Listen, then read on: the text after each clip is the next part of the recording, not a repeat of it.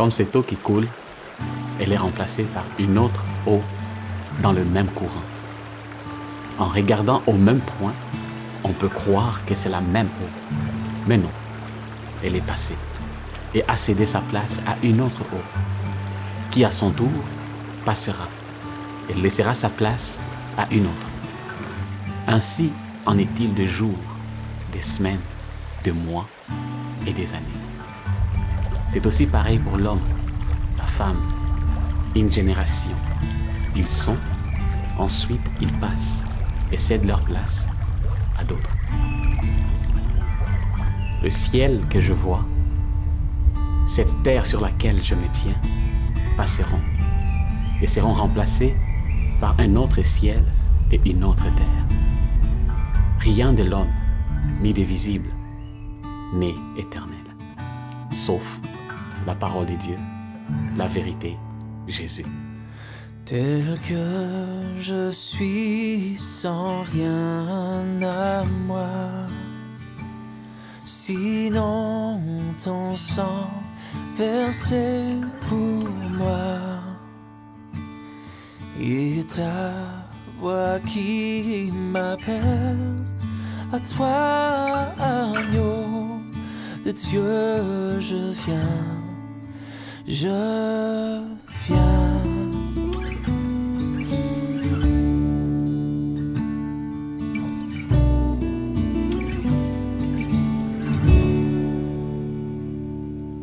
suis Daniel Alimbanza. Ce que vous allez entendre de moi, et c'est celle de ma maison, à l'image du courant d'eau que nous venons de voir, nous vous racontons au présent ce qui s'est passé, une partie de ce que nous avons récemment vécu, individuellement et ensemble comme famille. Nous en soulignons seulement quelques grandes lignes, avec un seul objectif, celui de donner gloire à Dieu et son intervention dans l'épreuve que nous avons traversée, exprimant ainsi les triomphes de la grâce, les triomphes de Jésus-Christ de Nazareth sur les œuvres du diable. Depuis que j'ai connu l'amour de Dieu en Jésus-Christ, j'ai été embrasée de cet amour jusqu'à aujourd'hui. Je lui ai juré alors ma fidélité et lui demandant de me garder dans le droit chemin. Et s'il voit que je vais m'éloigner de lui, qu'il me prenne près de lui. Il a été fidèle dans le bon et les mauvais jours envers moi. Mon nom est Isabelle. Je suis l'épouse de Daniel Mbanza. Aujourd'hui, nous avons 5 beaux enfants.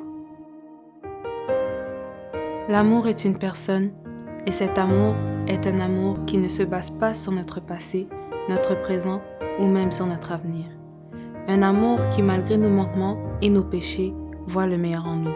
Et cet amour, cette personne, c'est Jésus-Christ. Mon nom est Daniela Mbanza. Je suis la fille aînée dans la famille. L'amour de Christ m'a été révélé dès mon jeune âge. Mes pasteurs m'ont baptisée à l'âge de 14 ans, après une visitation surnaturelle du Saint-Esprit. Et aujourd'hui, après plusieurs années de marche avec mon Jésus, je peux réellement confirmer que j'ai connu cet amour car il est en moi et avec moi, mon seul et unique confident.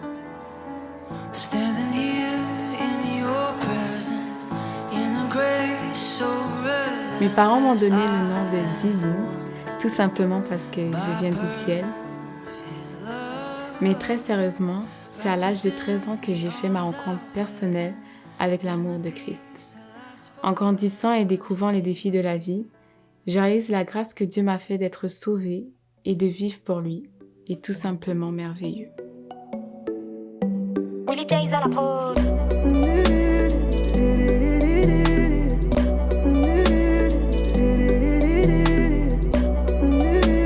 Je suis Sephora, troisième fille de la famille, juste au centre. J'ai 2 grandes sœurs et 2 petits frères, celle qui ressemble beaucoup à son papa, sa photocopie. J'aime beaucoup mon Seigneur Jésus. Comme mes sœurs, nous avons connu chacune en son temps et de sa manière l'amour de Dieu. C'est à l'âge de 12 ans que je me suis engagée à marcher dans cet amour.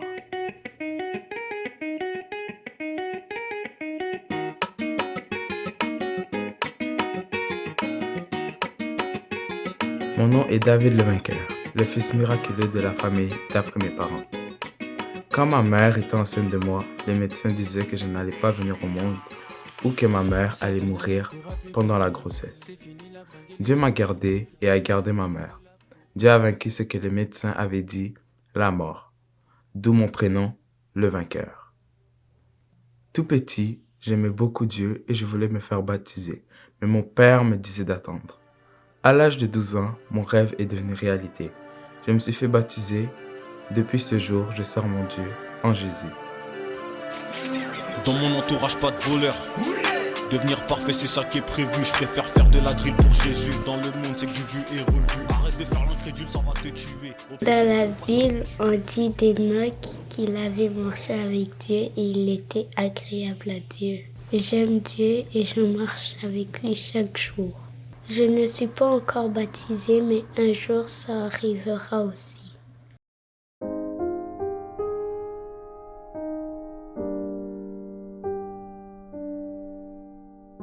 Appelé à être serviteur de Dieu et pasteur selon la volonté de Jésus-Christ, je n'ai pas refusé mon appel. Et cela fait presque 18 ans que je marche dans ma vocation. Être pasteur est une grande responsabilité, ou je dirais d'abord, être pasteur est un grand privilège qui vient avec d'énormes responsabilités et d'énormes défis. Les hommes, les femmes, les jeunes, les familles te font confiance et ils voient en toi un modèle de foi, un modèle d'intégrité, un modèle d'amour, un modèle de grâce. Et les gens viennent te partager leur joie et tu te réjouis avec eux. Les gens viennent te partager leur peine et tu pleures avec eux. Et certains même iront plus loin en te partageant le côté sombre de leur existence, leur lutte entre le bien et le mal. Tu te dois de garder toutes ces choses secrètes pour respecter la confidentialité parce que révéler certaines choses peut causer préjudice. Il parle à un tombeau, tu avales et c'est tout. Selon ce que je crois avoir reçu de Dieu, selon ce que je crois avoir appris, tout pasteur doit prier et faire confiance à Dieu pour repousser tout mal. Donc c'est ainsi que plusieurs choses ne sont pas dites. Le cœur d'un pasteur ne dit pas tout. Le cœur d'un pasteur garde les secrets des gens et ses propres secrets. Un côté sombre de mon existence, de ma vie, de ma marche, va être révélé au grand public. Un côté sombre.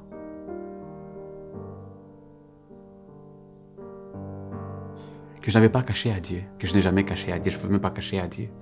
Un côté sombre que j'avais mis dans ses mains.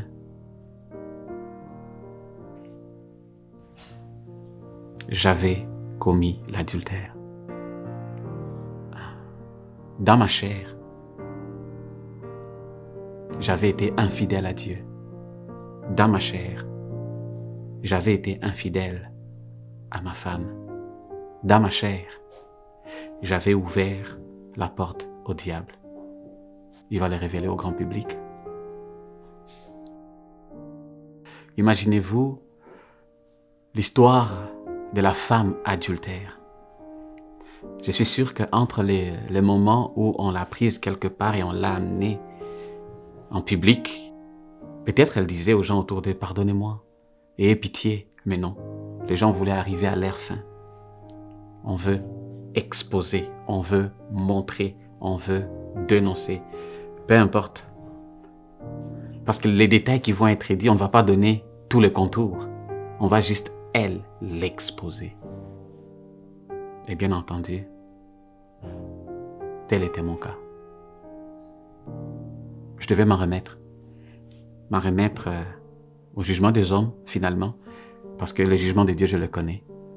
Le jugement de Dieu sur ma vie, sur tout le monde, ça, je peux dire, je le connais. Et je devais faire face à mon passé.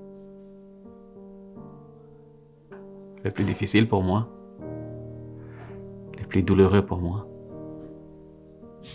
c'est que je devais commencer par la personne à qui j'ai fait le plus de mal. C'est Dieu, oui, Et Dieu m'a pardonné en Jésus. Mais c'était ma femme, mon amie de jeunesse, la mère de mes enfants, Isabelle. Après 20 ans de vie commune avec mon mari, à ma grande surprise, il m'appelle dans la chambre. Il commence à me parler. Il commence à me dire des choses que je n'ai jamais pensé que je peux entendre.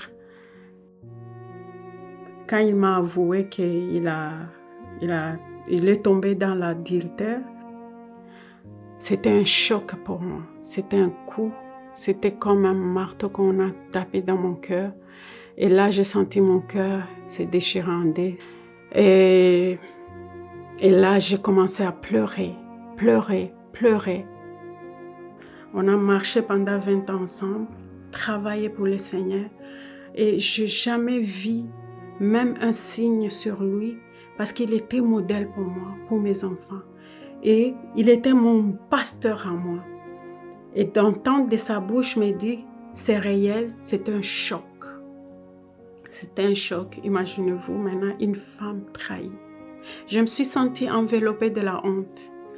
Je me suis sentie délaissée. Je me suis sentie que tout me laisse. Je n'avais pas de repère. Je commençais à me demander comment je vais faire avec mes enfants. On s'est investi dans nos enfants. J'ai tout laissé, j'ai laissé le travail, j'ai laissé tout pour que je puisse m'investir dans mes enfants pour leur montrer le chemin à suivre. Et là, je disais dans mon cœur, c'est fini, mes enfants vont laisser la foi, ils vont abandonner la foi. Je commençais à penser, les pensées commençaient à tourner dans ma tête. C'est comme, je peux vous dire que là, j'ai commencé à divorcer dans ma tête. Il y a une voix qui a remonté dans mon cœur et dit, j'ai choisi d'aimer, j'ai choisi de pardonner. Et c'était tellement fort au-dedans de moi. C'est comme c'est le Saint-Esprit qui a mis ces mots dans ma bouche. Et ces mots, quand j'ai écouté me parler ces choses, et du coup, j'ai commencé à verbaliser, j'ai choisi d'aimer, j'ai choisi de pardonner. Et là, on a décidé ensemble de parler avec notre fille aînée, Daniela, parce que c'est lui qui est mature. Et après cela, avant d'appeler Daniela, j'ai crié au Saint-Esprit. J'ai dit, garde le cœur de mes enfants, Seigneur. Garde le cœur de mes enfants. Il ne faut pas qu'il abandonne la foi. Il ne faut pas qu'il laisse le Seigneur Jésus-Christ. C'était mon cri. À ma grande surprise, je vis Daniela entrer. Et son papa s'est mis à genoux devant sa fille. Et puis il a demandé pardon. Et j'ai regardé Daniela, elle nous a regardés avec tant d'amour. Avec tant d'amour. Et là, je dis, le Saint-Esprit, il est avec nous. Il est à l'œuvre. Il a protégé le cœur de mes enfants. Daniela nous a parlé, nous a dit, papa, je vous pardonne. Je vous pardonne. Ce que moi je pensais comme l'ennemi me montrait, que tout est fini. Alors ça a commencé. Mes enfants m'ont soutenu.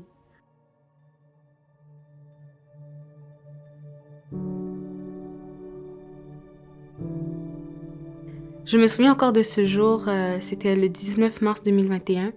Après mon cours de management, mon père m'avait convoqué dans sa chambre pour me parler. Et à ce moment-là, je l'ai vu se mettre à genoux devant moi. C'est un geste que je ne l'avais jamais vu faire de toute ma vie. Et en faisant ce geste, je me suis posé plusieurs questions. Et sur le coup, je n'ai pas voulu parler. J'ai plutôt laissé aller. Et c'est à ce moment-là qu'il s'est réellement repenti devant moi en m'avouant son péché. Sur le coup, j'avais une forte douleur au-dedans de moi. Mais je n'ai pas su comment cela s'est fait. Mais à l'intérieur de moi, le pardon s'est fait automatiquement. Donc j'ai pu pardonner mon père sur le champ. Il n'y a pas eu d'hésitation, il n'y a pas eu de colère. Et ça, je ne saurais comment l'expliquer, mais une chose est sûre, c'est que le Saint-Esprit l'a fait au travers de moi. Donc c'est vraiment l'action du Saint-Esprit qui a permis que le pardon se fasse automatiquement. C'est pas parce que c'est mon père que j'ai décidé de lui pardonner, c'est parce que le Saint-Esprit au-dedans de moi avait fait l'action du pardon. C'est le Saint-Esprit au travers de moi qui m'a poussé à pardonner. Ce n'est pas Daniela, ce n'est pas ma personne, mais c'est le Saint-Esprit lui-même. Sans m'y attendre, je me suis retrouvée dans une situation où jamais je ne pensais y être. Mais Dieu avait préparé mon cœur. C'était dans un temps de jeûne de prière avec mon église, on était là et c'était vraiment un bon temps avec la famille, avec les gens. C'était une bonne communion et à cet instant, mon esprit était connecté et on ressentait réellement la présence de Dieu. Plus le temps avançait, l'atmosphère, sans vous mentir, elle était un peu bizarre dans la famille. J'ai pas voulu trop me baser dessus, j'ai voulu continuer à rester dans ce bain de prière, d'atmosphère de Dieu et tout. Et à cet instant, on m'a révélé qu'il s'est passé quelque chose et notre père nous a appelés dans sa chambre avec ma mère et mes frères et sœurs pour nous expliquer ce qui s'était passé. Et voilà, la vérité fut dite et il nous a demandé pardon, il nous a réclamé le pardon. Et moi, sans réfléchir, je lui ai immédiatement accordé mon pardon car je savais que c'est un homme et il mérite le pardon de Dieu. Et à travers cette tragédie, j'ai réalisé que je n'étais pas seule, tout simplement, que Dieu était avec moi et qu'il est vraiment bon et réel dans ma vie. Et je lui rends grâce pour tout ça. La tragédie que nous avons connue était au-delà de mes forces. Mon père, après s'être repenti et avoué son péché, ma vision de lui n'avait pas changé. Il est vrai que ma famille et moi avons eu mal, mais nous lui avons pardonné sincèrement. Le jour où mon père nous a annoncé son péché d'adultère, je l'ai vu dans son regard comment il nous a demandé pardon. Il ne nous a pas du tout obligés, mais moi j'ai senti au plus profond de moi, j'ai senti aucune haine envers lui, rien du tout. J'ai su que du plus profond de moi, je devais le pardonner, parce que c'est ça que le Père veut que nous fassions, comme il nous a pardonné nos offenses. Alors c'est ça que moi j'ai fait. J'ai pardonné mon père, j'ai eu aucune haine dans mon cœur de ce qu'il nous a dit. J'ai pas hésité du tout et je l'ai pardonné. Nous sommes tous des pécheurs et on a besoin du pardon de Dieu. Comme il a pardonné à mon papa, je pardonne aussi.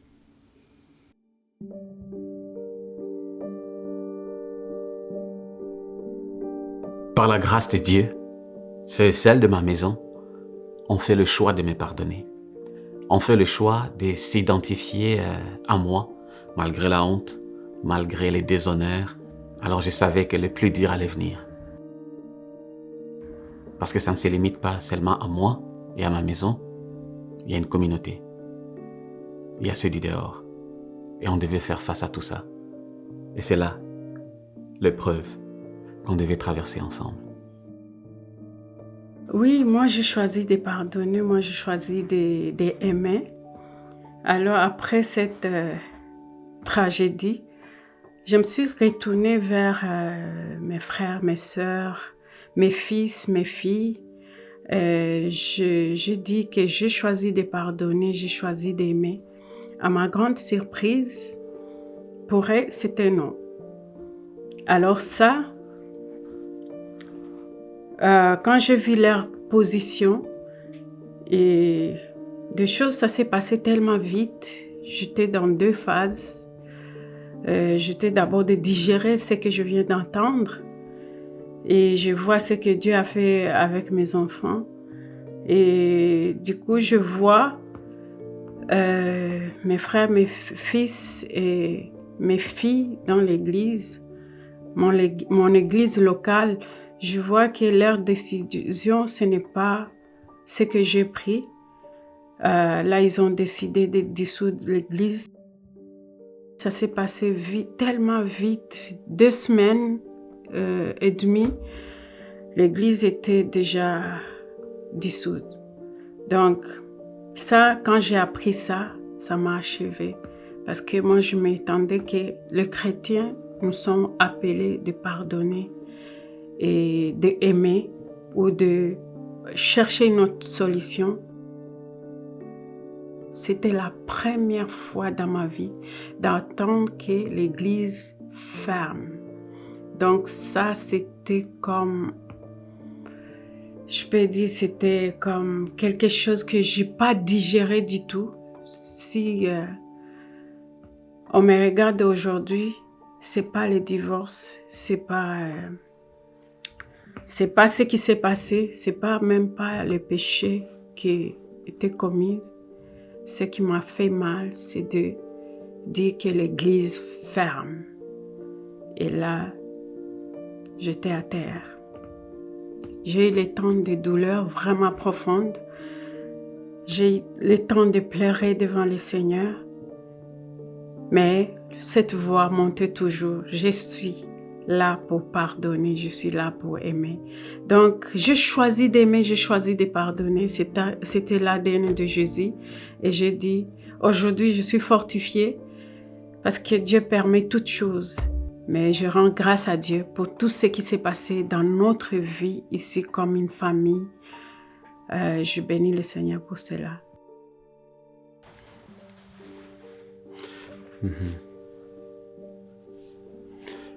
Cette tragédie m'a trouvé dans un moment déterminant dans ma marche comme homme, dans ma marche comme serviteur de Dieu.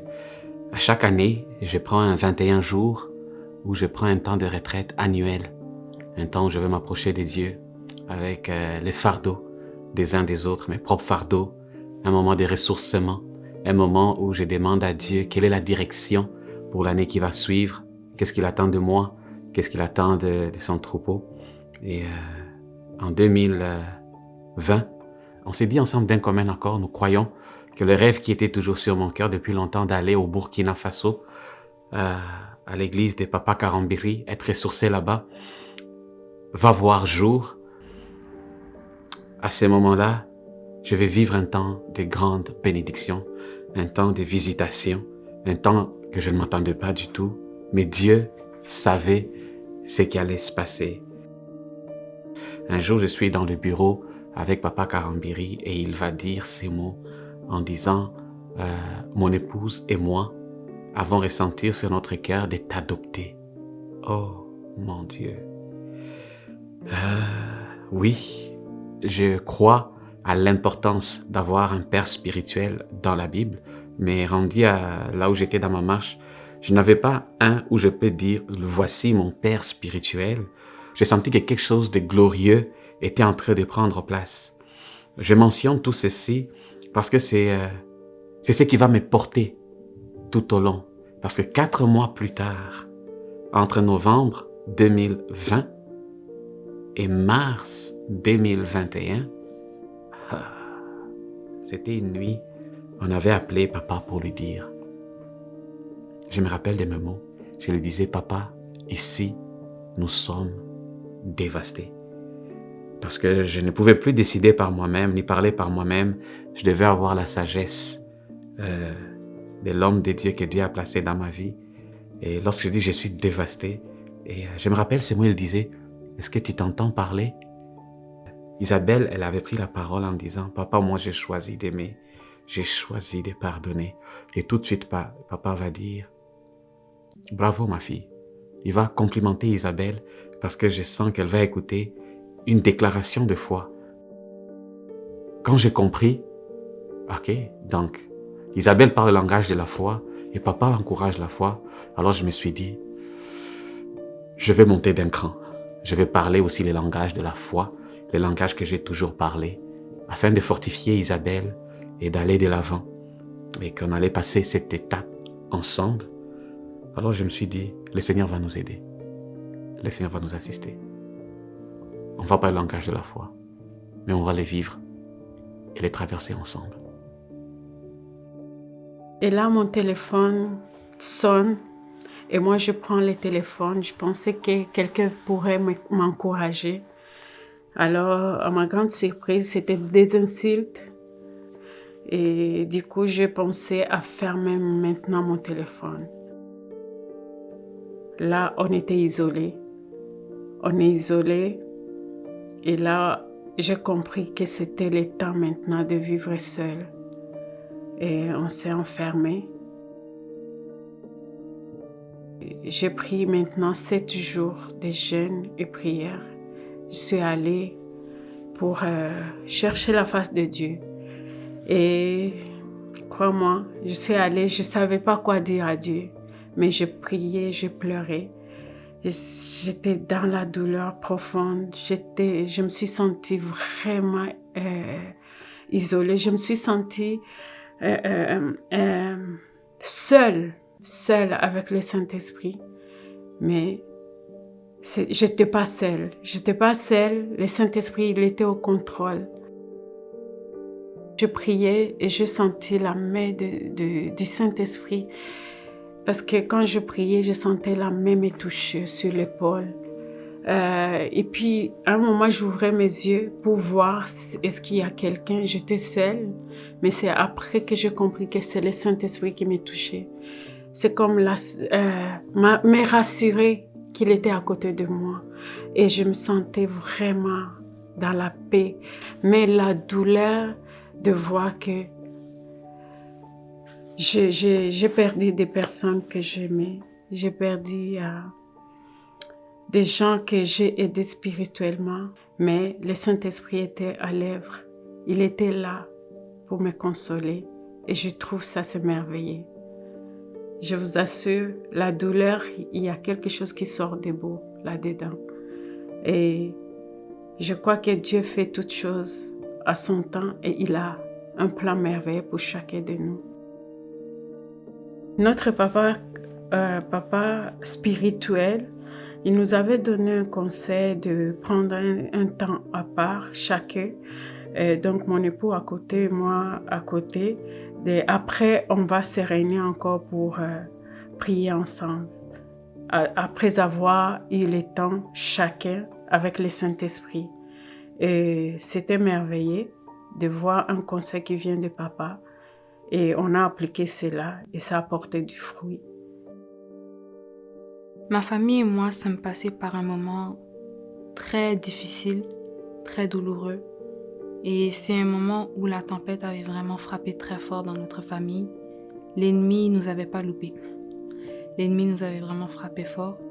Donc il y a ce verset dans Exode 9, 24 qui nous dit qu'il tomba de la grêle et le feu se mêlait à la grêle. Elle était tellement forte qu'il n'y en avait jamais eu de semblable dans tout le pays d'Égypte. La tempête que nous avons traversée était très difficile et c'était du jamais vu.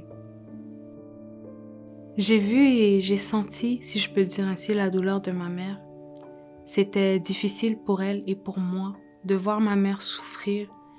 Et ce qui m'a fait le plus mal, c'est de voir qu'elle souffrait tellement et je n'étais pas en mesure de faire quoi que ce soit, à part être là pour elle. Donc, voir sa douleur me faisait mal, oui, mais la douleur que j'avais aussi, c'est que je suis sa fille, mais je suis limitée dans ce que je suis capable de faire pour elle. Chaque jour c'était difficile de le voir. J'ai vu aussi la douleur de mon père, je l'ai senti, si je peux le dire ainsi aussi. Et c'était compliqué pour moi, c'était compliqué pour mes frères, pour mes sœurs. Voir les tensions qu'il y avait, c'était pas agréable. L'incompréhension qu'il pouvait y avoir à ce moment-là, c'était dur. Et ça faisait mal au plus profond de chacun d'entre nous, particulièrement moi aussi. Malgré toutes les tensions qu'il pouvait y avoir, malgré la tempête qui frappait,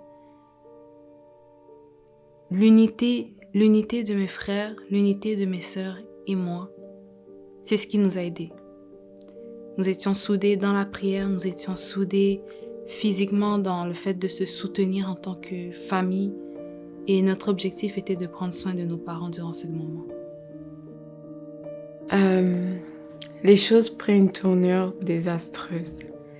C'était du jamais vu. C'était dans mon église ainsi que dans ma maison. Mais durant ce temps, le Saint-Esprit m'a appris et m'a montré une autre facette de la prière. Il m'a permis de comprendre et de trouver la puissance que la prière peut apporter dans la vie de chacun. Et je l'ai expérimenté durant cette tragédie. Et je rends gloire à Dieu parce que jamais je n'aurais cru que la prière serait un des points principaux durant cette tragédie dans ma vie. C'est quelque chose qui m'a apporté un plus. Ça m'a permis d'être plus forte et ça m'a permis d'être encore plus rassurée par la présence de Dieu. Et je pouvais pas vous dire que c'était rose, c'était vraiment de pire en pire. La situation allait pas bien du tout. Mes parents n'avaient plus la place à dire un mot dans leur église. Et c'était quelque chose parce que mes parents avaient pris beaucoup de temps à pouvoir investir dans leur église. Ils ont fait beaucoup pour les gens. Et voir que les gens qui étaient des exemples pour moi, des gens qui nous enseignaient la parole de Dieu, qui nous disaient comment agir comme enfant de Dieu, ne faisaient aucun cas de mes parents. Ça, c'est venu me chercher. C'est venu me chercher parce que voir un enfant de Dieu agir d'une telle façon, tu te dis, mais comment ça, tu vois? Et ça m'a rendue déçue de ça.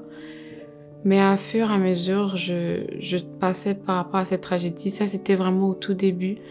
Mais après, le Saint-Esprit m'a enseigné. Il m'a permis d'avoir un cœur restauré, de travailler mon cœur, à avoir le pardon, un cœur de pardon envers ceux qui m'ont fait du mal et à mes parents aussi.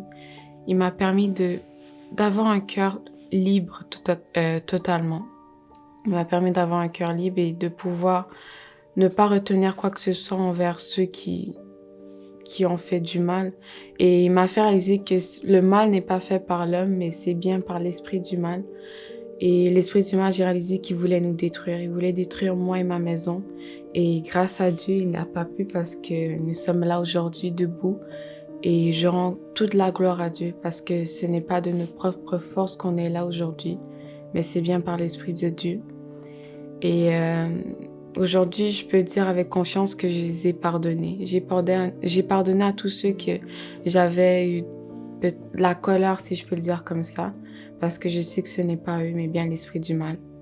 Et à partir durant cette tragédie, c'est ce que Dieu m'a appris à avoir un cœur de pardon, un cœur d'amour envers ceux qui viennent avec un cœur de repentance.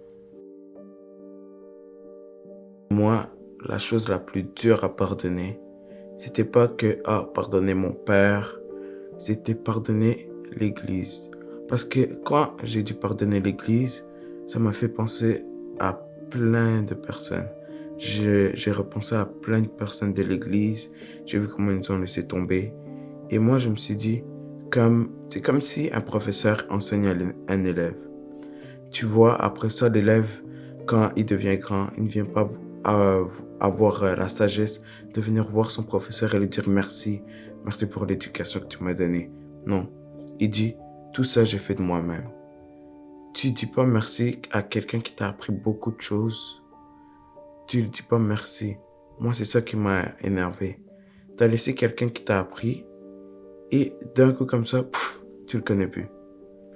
Moi, je les ai pardonnés parce qu'à un moment, j'ai senti trop, c'est trop. Je pouvais pas garder ça de mon cœur jusqu'à la fin de ma vie. Et je sentais que c'était comme un fardeau dans mon cœur. Si je portais ça jusqu'au bout de ma vie, je me serais dit, pourquoi ça? Pourquoi pas juste laisser ça entre les mains de Dieu et entre eux? Parce que si j'allais porter ça jusqu'au bout de ma vie, à un moment, je crois que j'aurais pu craquer dans ma tête. J'ai dit, non, je dois laisser ça. Parce que c'est pas moi le juge, c'est Dieu le juge. On n'est pas nos juges. On peut être notre juge à nous-mêmes, mais pas le juge des autres. Et je les ai pardonnés. Dieu m'a aidé. Je ne vais pas mentir du tout, c'était très difficile. Mais avec la grâce de Dieu et la grâce de ma famille, Dieu m'a aidé. La plus difficile, c'était la tension qu'on avait, que mes parents avaient avant. Et puis, chaque jour, quand je revenais à l'école, j'avais pas envie de retourner à la maison parce que je me disais la tension encore sera insupportable. Le plus grand combat qu'on avait à vivre, à endurer, c'était notre famille. J'ai toujours vu mes parents s'aimer, s'entendre et se chérir à chaque instant. Mais à ce jour, en tout cas, tout le décor s'est effondré. C'était l'incompréhension qui régnait parmi eux, les disputes, le mal du passé, les blessures de l'âme. Et tout ça régnait parmi eux et je me suis dit, mais comment ça, eux, j'arrivais pas à réaliser que mes parents vivaient ces choses. Et j'ai compris que le divorce était à leur porte à ce jour. J'ai compris une seule chose, que il faut que je me batte pour eux, pour me battre dans la prière, me battre pour que Dieu puisse agir et venir en notre faveur. Je me rappelle un soir où on était tous ensemble. Non, mes parents étaient au sous-sol, nous on était en haut. Et ils parlaient ensemble et ça a pris une toute autre tournure. Il y avait eu l'incompréhension qui régnait parmi eux. Ils nous ont appelés. Et à ce moment-là, je les avais pas reconnus. Je les avais vus, je me suis dit, mais est-ce que c'est vraiment papa et maman? Je les regardais et ma sœur, moi et Daniela, on était là. Et puis, on se dit, on pense que c'est à notre tour de prendre le relais dans la prière. Et à ce soir-là, je me rappelle, on priait à un point où j'avais jamais prié auparavant comme ça. Mais je me suis dit, si c'est la dernière fois qu'il faut que je prie pour eux, je le ferai jusqu'au bout parce que on ne sait pas ce qui peut se passer, on ne sait pas ce qui peut arriver et on ne veut pas que nos parents soient divisés. Donc on a prié et à cet instant, après avoir prié, j'avais ressenti au travers de mon cœur que Dieu était là. Dieu était là et c'était une confirmation. Je savais qu'il était là, mais au moment où je me suis mise à prier, c'était une confirmation que Dieu était présent. Je ne sais pas comment, mais encore par cette paix qu'il a mis en moi, il m'a permis de réaliser que divine, je suis au contrôle. Je suis au contrôle et ne t'inquiète pas pour tes parents parce que je suis au contrôle. Et à cet instant, j'ai dit, Seigneur, tu sais quoi, je ne vais pas regarder à ce qui se passe à ce moment, à cet instant. Je veux juste regarder à toi parce que la réalité qui est juste en face de moi, ça me perturbe, ça me déstabilise. Mais je veux juste m'accrocher à toi. Et par le Saint-Esprit, j'ai pu arriver à ne pas penser, à ne pas regarder à la réalité qui est en face de moi, mais à m'accrocher à ses promesses, m'accrocher à sa parole, à avoir de l'espérance parce que c'est à travers sa parole que j'ai eu l'espoir que ma famille en ressortira vainqueur. Quand on fixe le regard vers lui, il nous déçoit jamais. Je me rappelle de la soirée dont Divine parle. La douleur de mon épouse était à son paroxysme. Elle et moi, on était d'accord que c'était invivable. J'ai dit, comme elle ne veut pas divorcer, elle ne peut pas divorcer, mais non plus, elle ne parvient pas à tenir. Et moi, je me suis dit, je vais quitter la maison. Je vais lui accorder le divorce qu'elle n'a pas demandé. Moi, je vais divorcer parce que ça prend que j'assume. Et j'ai dit, je vais vivre seul. Je vais rester célibataire le restant de mes jours. J'ai fait venir donc les plus grandes, Daniela et Divine. Je leur ai dit que j'avais décidé de quitter la maison. Je comprenais son cœur, mais certaines choses qui sont sorties ne devaient pas être dites. Il m'avait dit avec plein de désespoir, mais en même temps convaincu de son choix, en disant que il serait préférable pour lui qu'il s'en aille. Il serait préférable pour lui qu'il quitte la maison. Et c'est alors que je me suis dit, mais est-ce que ce que j'entends est vrai? Est-ce que ce que j'entends, c'est pas une blague? C'est vraiment mon père qui est en train de me dire ça? Et donc, à l'instant où il me l'a dit, je lui ai parlé sincèrement et je lui ai dit, écoute papa, tu te souviens de cette journée où tu t'es repenti devant nous et que tu nous avais avoué que lors de certaines actions que tu as eu à faire dans le passé, tu n'avais pas forcément pensé à nous, tu n'avais pas forcément pensé aux autres et c'était une forme d'égoïsme. Et donc je lui ai rappelé cela et je lui ai dit, écoute, sache que si c'est cette décision que tu choisis de prendre, ce chemin que tu choisis de prendre, pour moi, je verrai que c'est vraiment un choix égoïste. Et je sais que toi, ta femme, tes enfants et moi, nous pouvons nous en sortir. Oui, les paroles de Daniela vont être très convaincantes, mais pas assez. Pas assez pour changer ma décision. Parce que là, pour moi, je me dis, c'est l'enfant qui parle. Elle ne réalise pas la douleur de sa mère. Elle ne réalise pas la gravité du problème. Et je savais que je le faisais pour eux. Et finalement, je vais laisser cette nuit-là. Elles vont prier. Et moi, j'étais dans un temps de prière aussi. Et la nuit, le Seigneur va me réveiller pendant que j'allais dans la salle de bain. C'est comme il me montre mes enfants. Daniela et Divine n'avaient pas dormi cette nuit-là. Elles étaient en train de prier, Divine accroupie, Daniela lisant la Bible. Elles étaient en train de prier. C'était beau à voir. Et le Seigneur me dira, sois une réponse à leur prière. Et c'était le petit moment qui va me réveiller. Et le matin, je vais réunir tout le monde. Et je vais leur dire, papa ne part pas. On va vivre ça ensemble. On va traverser ça ensemble. C'est vraiment à 2 reprises. Ça, c'était une fois. Mais on va connaître une autre vague. Une vague encore plus douloureuse. On va s'échanger des mots pas très gentils. Et là, je vais lui dire, écoute, on a essayé, on a tout fait. Parce que je ne voyais pas ce qu'on allait faire encore. Et on va se dire, on va appeler les parents. On va les appeler pour dire, non. On aurait voulu continuer, mais on ne peut pas. Et quand on va appeler les parents, papa va nous parler avec les tons d'un papa. Mais ce que je vais retenir de cet échange au téléphone, il avait dit, l'amour n'échoue jamais. Waouh! Ça a frappé mon cœur. Ça m'a réveillé. En fait, je voyais que je voulais y aller encore avec l'amour charnel, mais je devais laisser place à l'amour de Dieu pour faire l'œuvre qu'il avait commencée et en moi et en Isabelle. Et là, on va prendre la décision de nous souder. Ça va être encore difficile quelques moments, mais on va s'en sortir. Et depuis ces jours-là, et dans ma bouche, dans la bouche de mon épouse, la bouche dans la maison, on a dit, on bannit le mot divorce. Ça va être dur, ça va être douloureux, mais on va s'en sortir. Et par la grâce de Dieu, on a pu avancer ensemble. En tant qu'enfant de pasteur, je peux dire que nous ressentons une partie du ministère de nos parents. C'est pas toujours facile parce que nos parents vivent des hauts, ils vivent des bas dans le ministère. Il y a des chocs, il y a des trahisons, il y a des déceptions. Et c'est facile à ce moment-là pour un enfant de pasteur de tomber dans la dépression ou de se dire je quitte l'église. J'aimerais encourager tout enfant de pasteur, que tu sois un garçon, une fille, une femme, un homme, mais que tu es enfant de pasteur et tu n'es peut-être pas dans la même situation que moi ou tu n'as peut-être pas été dans la même situation, mais tu es enfant de pasteur. Tu as certainement vécu certaines choses dans le ministère par tes parents et j'aimerais vous encourager dans le sens où l'important c'est de solidifier votre relation personnelle avec Christ. Il n'est pas question du Dieu ou du Jésus de papa, du Jésus de maman. C'est vraiment le Jésus que nous rencontrons personnellement parce que en dépendant du Jésus de l'un ou de l'autre, on peut facilement être déçu, facilement perdre courage, facilement abandonner la foi parce que ce n'est pas notre base personnelle.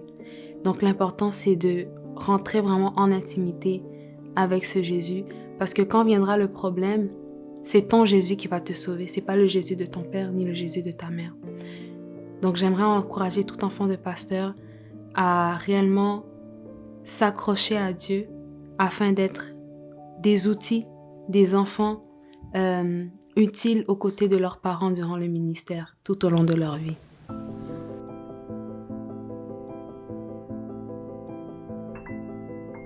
Ma famille, une famille incroyable.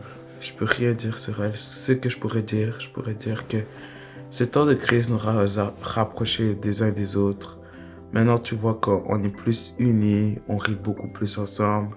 Même si au début, c'était un peu dur, mais on s'est rapprochés, ça a tissé des liens entre nous. Notre famille, c'est comme un corps vraiment. Parce que maintenant, dès qu'un membre de notre famille ne va pas bien, toute la famille est affectée, comme dans un corps.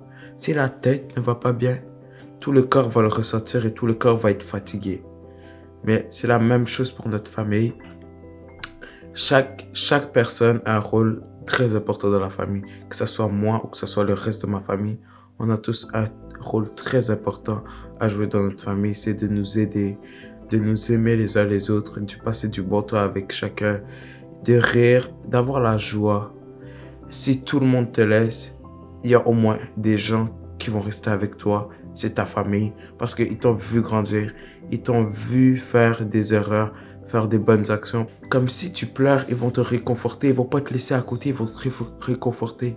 Je suis content d'être dans cette famille. Nous formons une famille incroyable. Humainement parlant, ma famille n'allait pas survivre à cette tragédie.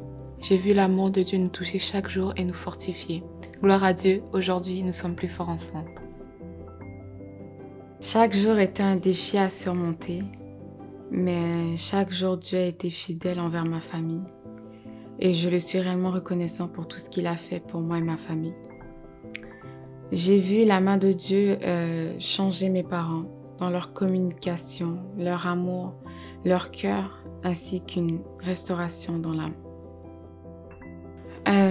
Par cette épreuve que nous avons vécue, moi et ma famille, le Saint-Esprit nous a permis d'être enseignés, d'être forgés, d'être bâtis, construits, et plus encore pour sa gloire.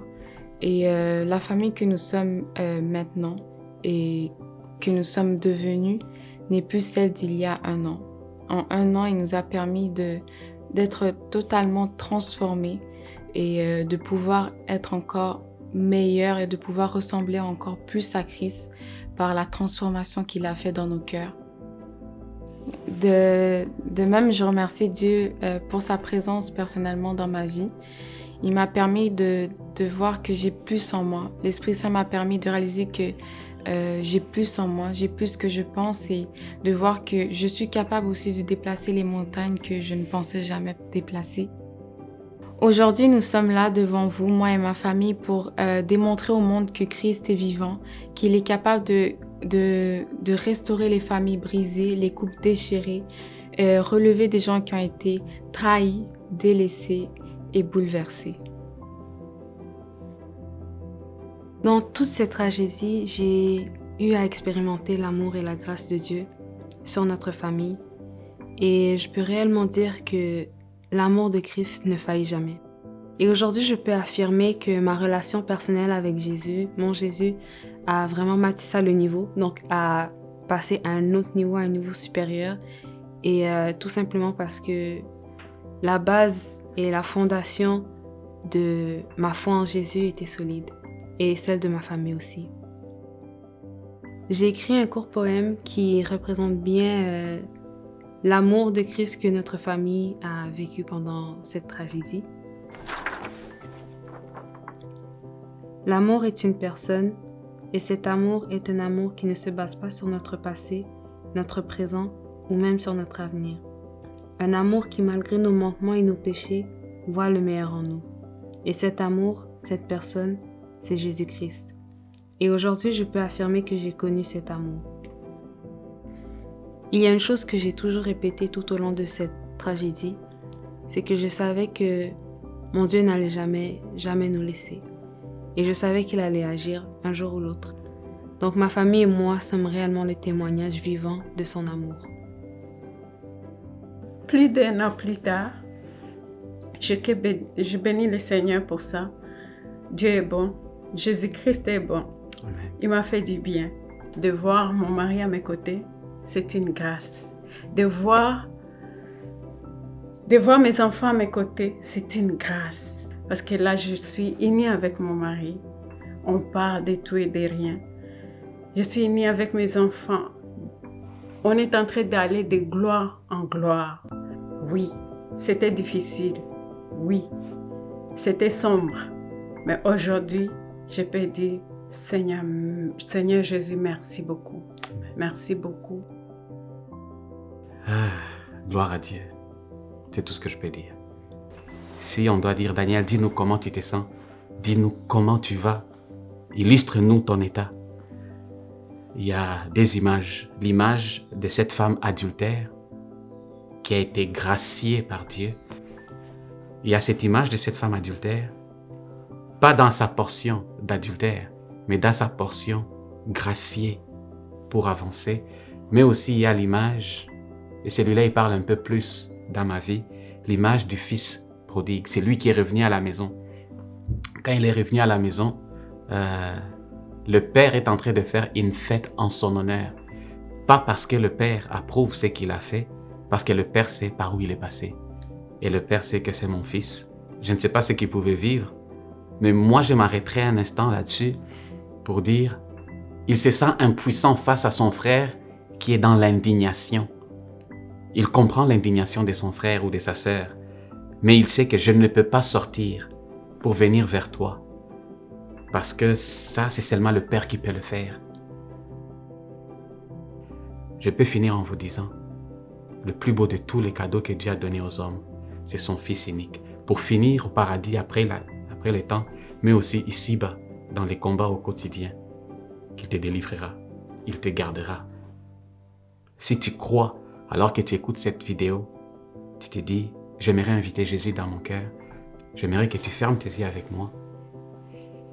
Et dans un moment très sérieux, répète avec moi cette prière en disant, Seigneur Jésus, je ne te connais pas très bien. J'ai entendu parler de toi. Je t'ouvre mon cœur. Je te donne ma vie. Je me livre à toi. Je reconnais mes fautes. Je reconnais mes péchés. J'ai besoin de ton aide. Sauve-moi et dirige-moi. Je te le demande sincèrement. Merci Père. Si vous avez fait cette prière avec sincérité de cœur, vous êtes maintenant un enfant de Dieu. Il ne vous laissera pas seul. Il vous conduira. Il dirigera vos pas dans une assemblée, dans une congrégation des fils et des filles de Dieu. Je ne peux pas vous dire que tout sera rose. Mais d'une certaine façon, tu sentiras qu'il est avec toi, dans les hauts et dans les bas, et tu finiras au ciel à la fin de tes jours. Et j'aimerais aussi m'adresser aux enfants de Dieu qui n'ont pas connu une dimension de grâce, comme Jésus le veut. Tu peux juste dire, Seigneur, apprends-moi la grâce.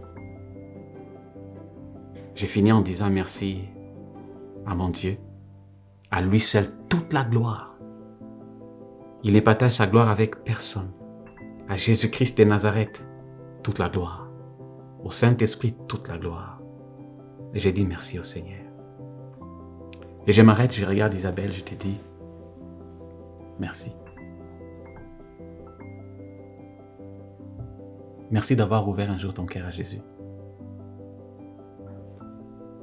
Et merci. Merci d'être la femme que tu es.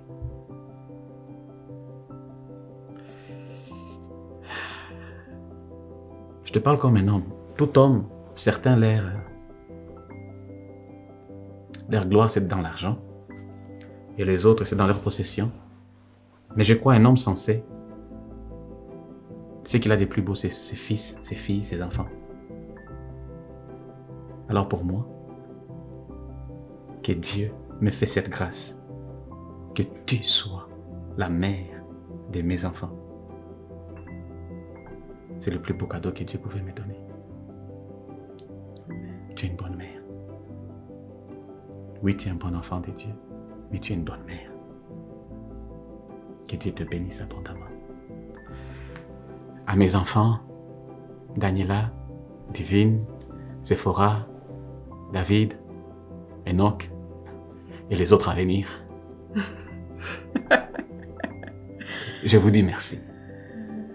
Merci. Si Dieu a permis, il n'était pas l'auteur. S'il a permis, tout ce qu'il a permis, pour que je voie de mes yeux ce que j'ai vu, que j'entende de mes oreilles ce que j'ai entendu, à Dieu seul toute la gloire. Amen. J'ai dit merci au Seigneur Jésus. Tel que je suis sans rien à moi, sinon ton sang versé pour moi et ta voix qui m'appelle à toi, agneau de Dieu, je viens.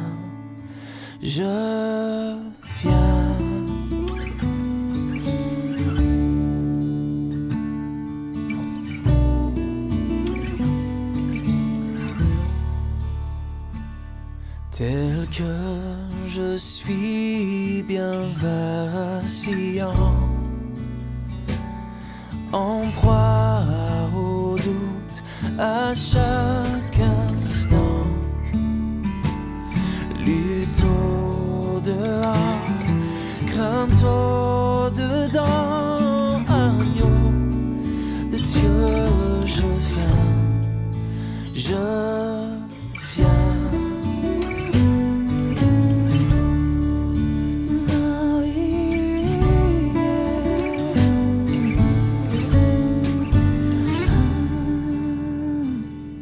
Tel que je suis, ton cœur est prêt à prendre le mien tel qu'il est, pour tout changer, sauveur parfait, agneau de Dieu, je viens.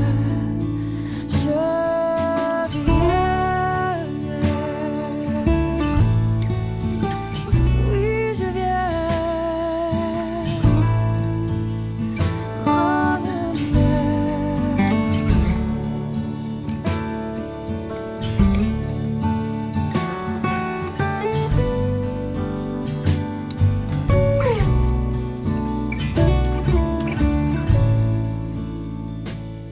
Tel que je suis, ton grand amour